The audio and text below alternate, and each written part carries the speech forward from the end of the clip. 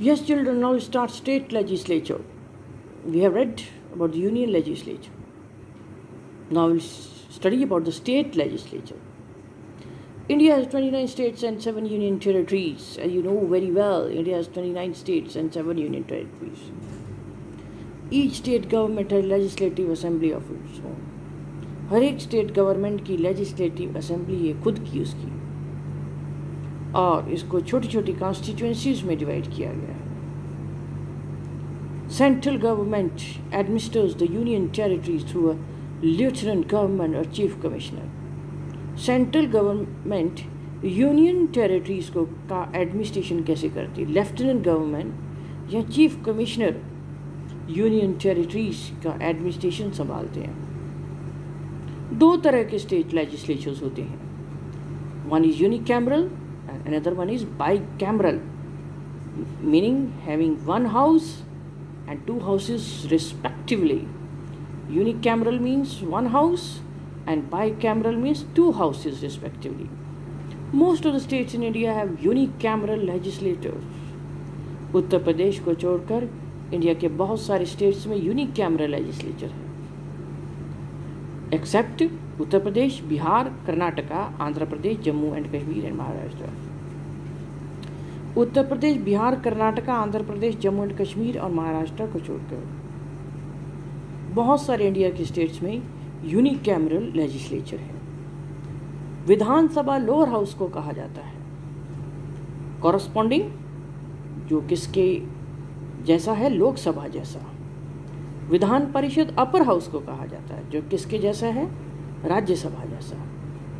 The state legislative assembly where people directly elect, और state legislative assembly जहां लोग directly members को elect करते हैं उसे विधान सभा कहा जाता है.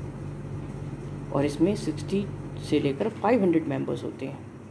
उत्तर प्रदेश में 404 मेंबर्स हैं और सिक्किम में सिर्फ 32 मेंबर्स हैं क्योंकि ये छोटा स्टेट है.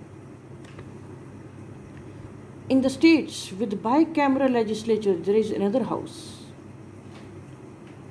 और जिन स्टेट्स में बाइकैमरल लेजिस्लेचर है वहाँ दूसरा हाउस होता है जिसे स्टेट लेजिस्लेटिव काउंसिल कहा जाता है.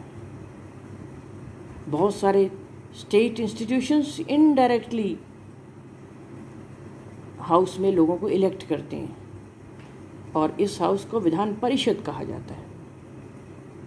और हाउस का मेंबर बनने के लिए एक पर्सन को एटलीस्ट 30 इयर्स का होना जरूरी है.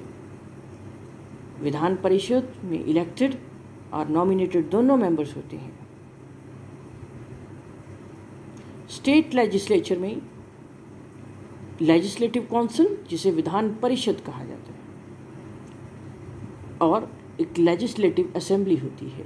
जिस स्टेट लेजिस्लेचर में यूनिकैमरल लेजिस्लेचर है वहाँ सिर्फ लेजिस्लेटिव काउंसिल या विधान परिषद होगी. जिस स्टेट में बाइकैमरल लेजिस्लेटर है वहाँ लेजिस्लेटिव असेंबली भी होगी लेजिस्लेटिव काउंसिल के साथ में. Legislative means Vidhan Sabha. The term of the state legislative assembly, state legislative assembly का काम टाइम 5 ईयर्स है. और क्वालिफिकेशन जो पर्सन के लिए ज़रूरी है जो विधानसभा का इलेक्शन फाइट करना चाहता है वो सेम ही है जो कि लोकसभा के लिए है. The number of members state legislative council should not be more than 1/3 of the total membership of state legislative assembly. Member जो स्टेट लेजिस्लेटिव काउंसिल में है वो स्टेट लेजिस्लेटिव असेंबली के 1/3 टोटल मेंबरशिप से ज़्यादा नहीं होने चाहिए. राज्यसभा के केस में 1/3 मेंबर्स हर 2 साल बाद रिटायर होते हैं और जो रिलेशनशिप है दोनों हाउसेस का सेम ही है जैसा कि लोकसभा और राज्यसभा का. गवर्नर का इम्पॉर्टेंट रोल होता है स्टेट लेजिस्लेचर में. ऑल बिल्स, सभी बिल्स गवर्नर को जाते हैं उनकी स्वीकृति के लिए और गवर्नर का पावर है कि वो लेजिस्लेटिव असेंबली को समन बुला भी सकते हैं और डिज़ोल्व बर्खास्त भी करते हैं. With this is the end of the chapter. Thank you children. and tomorrow we'll start the second chapter of history.